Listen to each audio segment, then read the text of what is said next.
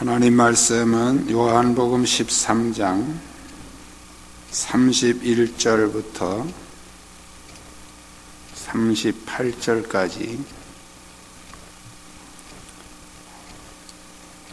요한복음 13장 31절부터 38절까지 한 절씩 교독하겠습니다.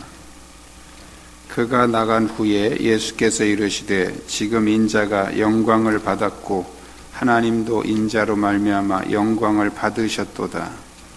만일 하나님이 그로 말미암아 영광을 받으셨으면 하나님도 자기로 말미암아 그에게 영광을 주시리니 곧 주시리라.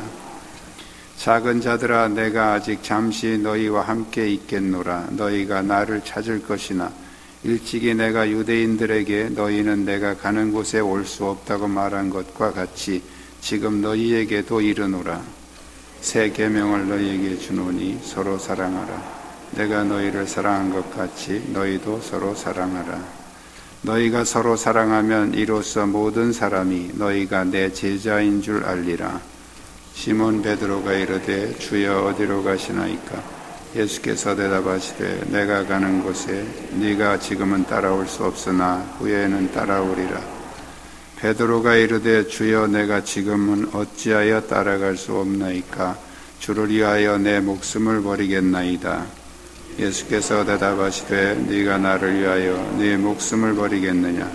내가 진실로 진실로 네게 이르노니 닭 울기 전에 네가 3번 나를 부인하리라. 아멘. 감사합니다. 주위에 있는 분들과 서로 눈인사 나누시겠습니다.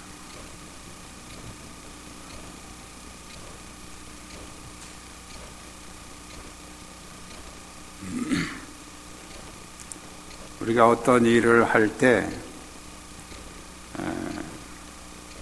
똑같은 일이라도 더 짧은 시간에 더 잘할 수 있는 그런 것을 능률이라고 합니다. 능률. 효과적으로 잘할 수 있는 어떤 능력. 사람들은 어떤 일이든지 더 효과적으로 처리하기 위해서 노력을 합니다. 하나님도 하나님의 복음이 더 효과적으로 이루어지기를 원하고 드러나기를 원하십니다. 그래서 오늘 본문은 어떤 때에 하나님의 복음이 효과적으로 드러나는지, 또 하나님은 어떤 것들을 통해서 하나님의 복음이 효과적으로 드러나도록 하시는지 오늘 본문을 통해서 깨닫는 시간 되시기를 주님의 이름으로 축복합니다. 첫 번째는 참된 복음이 효과적으로 드러나는 것은 언제냐면 사탄이 방해할 때라는 거예요. 오늘 31절에 보면 그가 나간 후에, 이 그가는 가룟 유다를 말합니다. 30절에 보면 유다가 그 조각을 받고 곧 나가니 밤이러라. 그가 나간 후에, 가룟 유다가 나간 후에 그 시점을 말하는 거죠. 또 그라는 표현이 32절에도 나옵니다. 만일 하나님이 그로 말미암아 영광을 받으셨으면 하나님도 자기로 말미암아 그에게 영광을 주시리니, 32절에 나오는 그는 가룟 유다가 아니고 예수님을 말하는 거예요. 가룟 유다가 나간 것은 주님께 영광을 돌리러 나간 게 아니에요. 가룟 유다는 예수님을 흥정하러 간 겁니다. 다시 말씀드리면 예수님을 팔아먹으러 나간 거예요. 그런데 그가 나간 후에 예수께서 이르시되 지금 인자가 영광을 받았고, 지금 그가 나간 후에, 지금 가룟 유다가 나간 후에 그 시점에서 예수님이 인자가 영광을 받았다, 이렇게 받았고 하는 말은 과거형입니다. 앞으로 받을 것이다가 아니고 그가 가룟 유다가 나간 그 시점에 예수님은 이미 영광을 받으셨다. 그리고 하나님도 인자로 말미암아 영광을 받으셨도다. 예수님도 영광을 받으셨고 하나님도 인자로 말미암아 예수님으로 말미암아 영광을 받으셨다. 이것도 과거형이죠. 가룟 유다는 하나님께 영광 돌리러 간 게 아니에요. 그냥 예수님을 배신하고 팔아먹으러 간 겁니다. 그런데 예수님은 마치 그 시간을 기다렸던 것처럼 가룟 유다가 딱 나가고 나니까 지금 인자가 영광을 받았다. 그리고 아버지 하나님도 인자로 말미암아 영광을 받으셨다. 이렇게 말씀을 하십니다. 그렇다면 예수님을 팔아먹은 그 가룟 유다가 예수님을 팔아먹은 것이 예수님에게 영광이 됐다는 말이에요. 그걸 우리가 어떻게 해석을 해야 됩니까? 예수님 팔아먹은 게 영광이 된 거예요? 자, 여기서 우리는 하나님의 역전을 생각하셔야 됩니다. 사탄은 처음부터 하나님의 구원의 역사를 방해하기 위해서 온갖 음모와 흉계를 꾸미고 온갖 노력을 다 기울이고 있습니다. 그런데 하나님은 그 사탄의 방해와 그 사탄의 공격을 역으로 이용하셔서 구원의 역사를 이루어 오셨고 또 지금도 이루어 가고 계신다는 거예요. 사탄은 예수를 죽여서 십자가에 못 박아서 죽이면 이제 구원의 역사는 끝났다라고 생각을 합니다. 그래서 가룟 유다를 통해서 팔아먹게 하고, 가룟 유다가 예수님을 팔아먹기 전에 성경이 사탄이 그에게 예수를 팔려는 생각을 넣었다. 그리고 가룟 유다에게 사탄이 들어가니 이렇게 표현하고 있죠. 그러니까 이 사탄이 가룟 유다를 통해서는 예수님을 배반하고 팔아먹게 하고 유대인들을 통해서는 예수님을 고발하게 하고 로마인들을 통해서는 예수님을 십자가에 직접 달아서 못을 박아서 죽게 하는 그런 합동작전을 이 사탄이 다 뒤에서 음모를 꾸며서 이룬 것입니다. 그런데 하나님은 바로 그러한 사탄의 세력을 역으로 이용하셔서 예수님을 대속제물로 계획을 해 놓으셨다는 거예요. 우리가 창세기 3장으로 가면 하나님이 그 하와에게 무슨 말씀을 하시냐면 이 사탄과 하와, 뱀과 하와죠.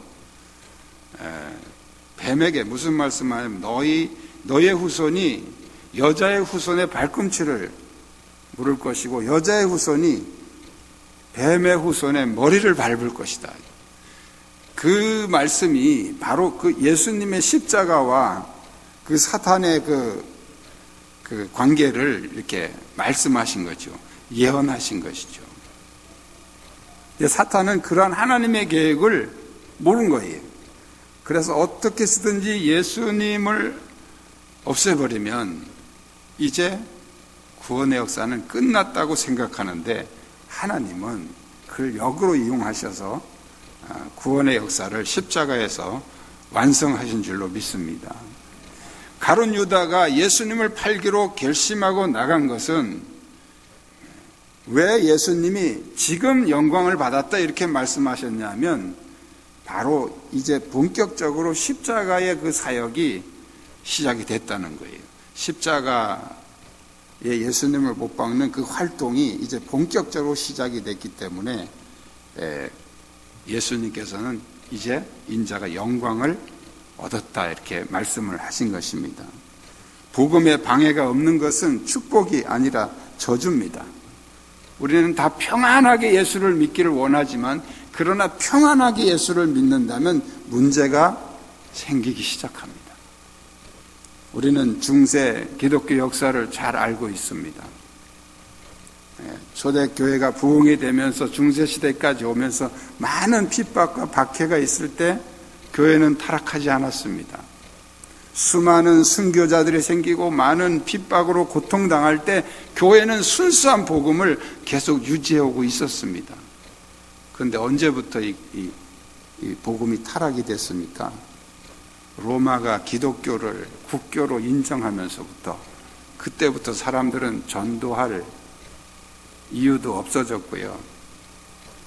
누구도 핍박하지 않고 너무너무 편하고 좋은 거예요. 그래서 이대로, 이 평안함이 이대로 가기를 원하다 보니까 어디로 가냐면 자꾸 기복신앙으로 빠져들어가는 거예요. 그러면서부터 기독교는 급물살을 타고 타락하게 됩니다. 전부가 다 기복신앙에 빠져들어가는 거예요. 여러분이 지금 평안하고 정말 편안하게 예수를 믿고 신앙에 아무런 장애가 없다면 긴장하셔야 됩니다. 그게 타락할 수 있는 가장 좋은 조건이에요. 그러나 여러분에게 어떤 핍박이 있고 방해가 있고 예수 믿는 게 너무너무 힘들다면 감사하십시오. 하나님께서 일하고 계십니다.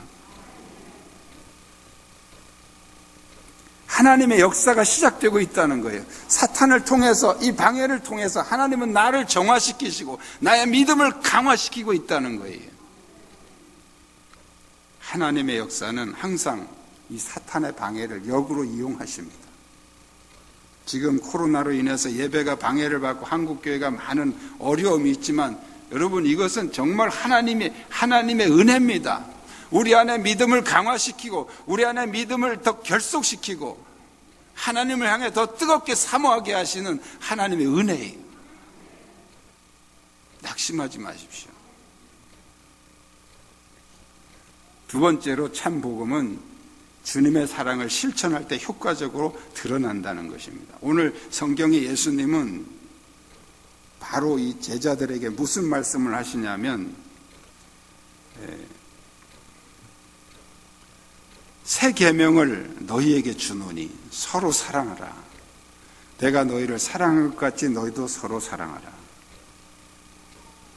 너희가 서로 사랑하면 이로써 모든 사람이 너희가 내 제자인 줄 알리라. 사탄의 방해를 통해서 하나님은 복음을 효과적으로 드러나게 하시지만 그게 전부는 아니에요. 우리 하나님의 백성들, 예수님의 제자들이 또 복음을 효과적으로 드러나게 하는 한 가지 계명이 있는데 서로 사랑하라는 거예요. 율법은 크게 두 가지로 나누면 하나님을 사랑하고 이웃을 사랑하라는 거예요. 하나님을 사랑하고 이웃을 사랑하라. 이게 율법을 크게 두 가지로 나눠요. 그럼 이 율법을 한마디로 딱 축약을 시키면 뭐겠습니까? 사랑이에요, 사랑. 율법을 한마디로 말하면 사랑이에요. 그러나 그 율법에서 말하는 율법적인 사랑은 기초적인 사랑입니다. 완성된 사랑이 아니에요. 그래서 율법은 강압적인 요소가 있어요. 지키지 않으면 어떤 벌이 내려지거나 하나님의 징계가 있거나 강압적인 거예요. 그래서 그 사랑은 완전한 사랑은 아닙니다. 사랑은 사랑인데 완전한 사랑이 아니에요. 완전한 사랑, 이 율법적으로 미완성된 그 사랑을 완성케 하신 분이 예수 그리스도입니다. 예수님은 그 율법적인 사랑을 완전하게 하셨어요. 그리고 그 사랑을 이루신 방법이 대속의 죽음이에요. 대속의 죽음. 그리고 그 사랑을 이루신 장소가 바로 십자가라는 거예요. 그래서 주님은 오늘 본문에서 새 계명이라고 해요. 새라는 말은 이미 존재하는 뭐가 있다는 거예요. 그게 뭡니까? 율법이에요. 율법. 이 율법, 이미 존재하는 첫 번째 계명, 율법적인 계명도 사랑은 사랑인데 그 사랑 가지고 완성이 안 되니까 예수님이 새로운 계명을 주시는데 그 새로운 계명이 뭐냐면 예수님을 통해 이루신 완성된 사랑이라는 거예요. 이 새 계명은 율법처럼 어떤 복종이나 강요에 의해서 되어지는 어설픈 사랑이 아닙니다. 자신을 희생시킨 자발적인 완전한 사랑이죠. 그런데 오늘 성경에 예수님이 서로 사랑하라 하는 말씀을 하시면서 무슨 설명을 덧붙이냐면 내가 너희를 사랑한 것 같이, 내가 너희를 사랑한 것 같이. 예수님이 우리를 사랑한 그 사랑은 자발적인 사랑이며 헌신적인 희생적인 사랑이죠. 자기 목숨을 던진 사랑입니다. 그것은 강요된 것이 아닙니다. 예수님이 스스로 그렇게 하신 것이죠. 이 사랑은 내 욕심을 이루기 위한 그런 요구가 아닙니다. 상대방에게 자유와 기쁨과 생명을 주는 그런 사랑이죠. 결국 상대방을 위해서 나를 포기하고 내가 낮아지고 내가 죽는 것입니다. 그게 예수님의 사랑이에요. 이 사랑을 예수님이 십자가에서 이루셨습니다. 바로 그런 사랑으로 너희가 서로 사랑하라는 거예요. 왜 예수님이 오늘 본문에 계명이라고 표현했습니까? 새 계명. 계명이라는 말은 한자어예요. 계시된 명령이라는 뜻이에요. 왜 예수님은 이걸 계시된 명령, 계명이라고 그랬습니까? 반드시 해야 된다는 거예요. 예수님이 우리를 사랑하신 그 완전한 사랑이 이제는 우리 안에서 서로 교회 공동체 안에서 가족 공동체 안에서 서로 이 사랑이 실천되어질 때 그때 복음은 효과적으로 나타나는데 이로써 모든 사람이 너희가 내 제자인 줄 알리라. 그걸 보고 제자인 줄 안다는 거예요. 성경책 끼고 교회 왔다 갔다 하는 거 보고 제자인 줄 아는 게 아니고 예수님의 그 완성된 사랑으로 서로 사랑하면 그 사랑을 통해서 사람들이 예수님의 제자인 것을 알게 된다는 거예요. 복음이 효과적으로 사람들의 가슴에 파고 들어간다는 겁니다. 이 사랑이 여러분에게 충만하시기를 축복합니다. 세 번째는 이 참 복음은 기도할 때와 행동할 때를 분별해야 효과적으로 드러난다는 것입니다. 주님의 그 십자가는 인류 대속을 이루기 위해서 지신 그런 십자가이기 때문에 주님만 지실 수 있어요. 이것은 누가 끼어들 수도 없거니와 끼어들어서도 안 되는 거예요. 그러므로 이 주님이 지신 그 십자가를 같이 지겠다거나 대신 지겠다고 하는 것은 믿음이 아니고 교만입니다. 그래서 예수님은 너희가 나의 가는 곳에 올 수 없다고 거듭 말씀을 하십니다. 올 수 없다는 말은 그렇게 할 수도 없지만 그렇게 해서도 안 된다는 거예요. 바로 이 주님이 지신 십자가는 우리가 침해할 수 없는 주님만의 고유 영역이라는, 그건 주님만 해야 되는 것이고 주님만 할 수 있는 것이다. 그런데 오늘 성경에 보면 베드로는 무턱대고 주를 위해 목숨을 버리겠다고 큰 소리를 탕탕 칩니다.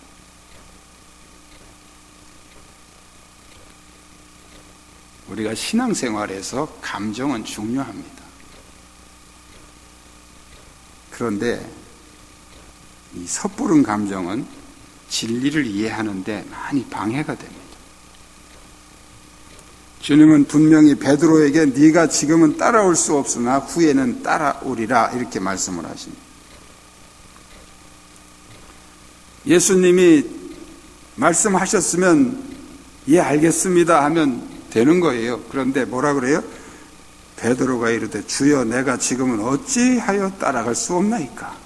주를 위해서 내 목숨을 버리겠나이다. 내가 주님을 위해서 내 목숨도 버릴 텐데 왜 나를 못 따라온다 그럽니까? 그 얘기거든요.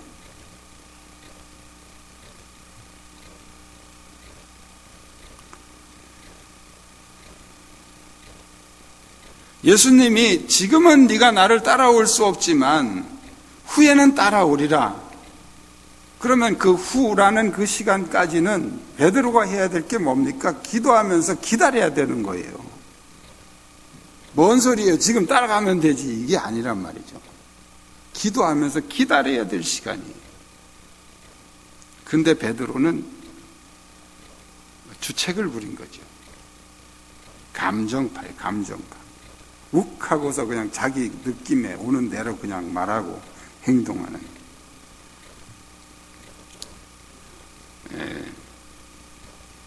그러니까 예수님이 네가 다 굴기 전에 3번 나를 부인할 것이다.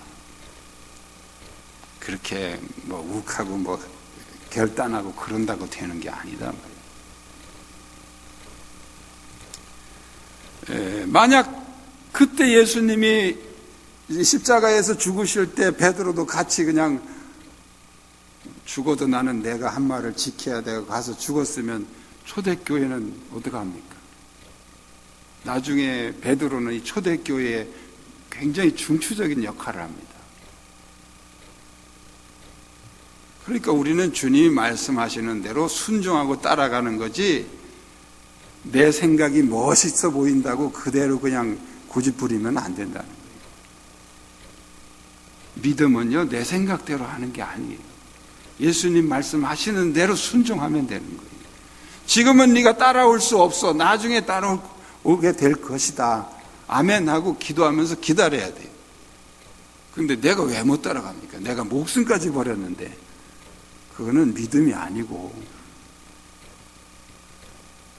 우리는 기도해야 할 때와 행동해야 할 때를 잘 구분해야 됩니다. 기도할 때 행동하고, 행동해야 될 때 기도하고. 제자들의 모습이 그렇지 않습니까?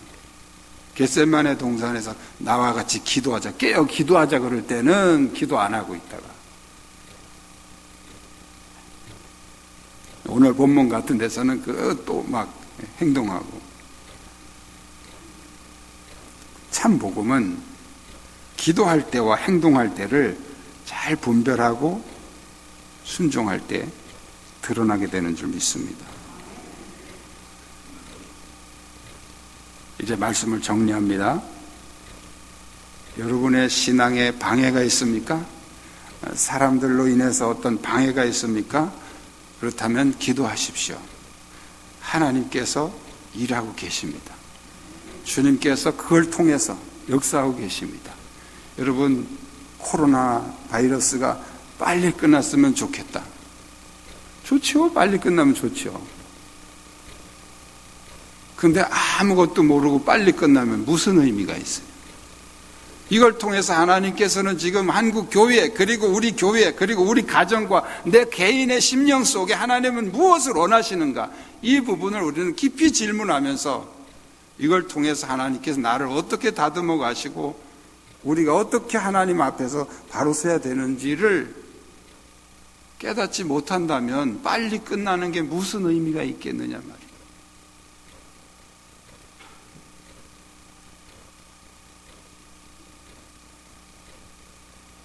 어려움이 그냥 슬그머니 해소되면, 해결이 되면 그건 은혜가 아니에요.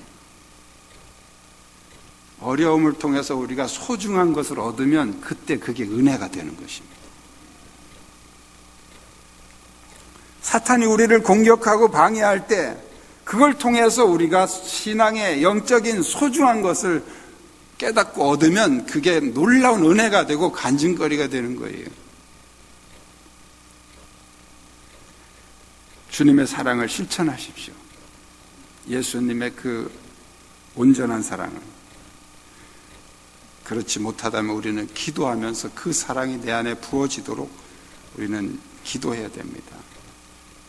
그리고 때를 잘 분별하십시오. 내가 지금 기도해야 될 때인지 행동해야 될 때인지. 무조건 내 고집대로 하지 마시고 주님의 뜻을 기다리면서 주님의 뜻을 분별하면서, 이것이 바로 신앙의 성공의 원리입니다. 여러분을 통해서 복음이 효과적으로 드러나기를 주님의 이름으로 축복합니다. 기도하겠습니다. 오늘 말씀을 기억하면서 하나님, 나를 통해서 그리고 우리 가정을 통해서 우리 교회를 통해서 복음이 더 효과적으로 드러날 수 있도록 우리를 도구로 사용해 주시옵소서. 사탄의 방해와 공격이 오히려 도전의 기회가 되게 하시고 믿음을 바로 세우는 기회가 되게 하시고 또한 주님의 그 온전하신 사랑을 우리의 삶 속에서 실천하게 하셔서 복음이 효과적으로 드러나게 하여 주옵소서. 우리 함께 통성으로 기도하겠습니다. 살아계신 역사하신 아버지, 이 시간에도 말씀을 통해 우리를 깨워주시니 감사합니다. 우리를 통해서 참 복음이 효과적으로 드러나기를 원합니다. 사탄이 방해하고 공격할 때 오히려 믿음의 도전의 기회가 되게 하시고 우리의 믿음을 정화시키는 기회가 되게 하시고 하나님 앞에서 바로 서는 기회가 되게 하여 주시옵소서. 주님이 십자가에서 이루신 그 온전한 사랑이 우리의 삶 속에서 실천되어지게 하시고 우리의 사랑을 통해서 효과적으로 복음이 드러나게 하여 주시옵소서. 또한 기도할 때와 행동할 때를 분별하게 하셔서 우리가 주님의 영역을 바로 알게 하시고 우리가 무엇을 행해야 되며 언제 기도해야 되는지를 깨닫게 하셔서 우리를 통해서 복음이 효과적으로 드러나게 하여 주시옵소서. 영원한 죄 가운데서 우리를 구원하신 능력의 주님을 찬양합니다. 십자가를 지신 주님의 참 사랑이 우리를 구원하신 것처럼 우리도 주님의 사랑을 실천하여 복음이 효과적으로 드러나게 하여 주옵소서. 사탄이 방해하고 공격할수록 더 담대한 믿음으로 대적하게 하시고 기도할 때와 행동할 때를 분별하게 하셔서 지혜로운 복음의 증인이 되게 하여 주옵소서. 우리 정관교회 속한 모든 주의 사랑하는 권속들 10년과 가정을 통해서 더 효과적으로 복음이 드러나게 하시고 많은 사람들이 하나님께로 돌아오는 복된 은혜가 있게 하여 주시옵소서.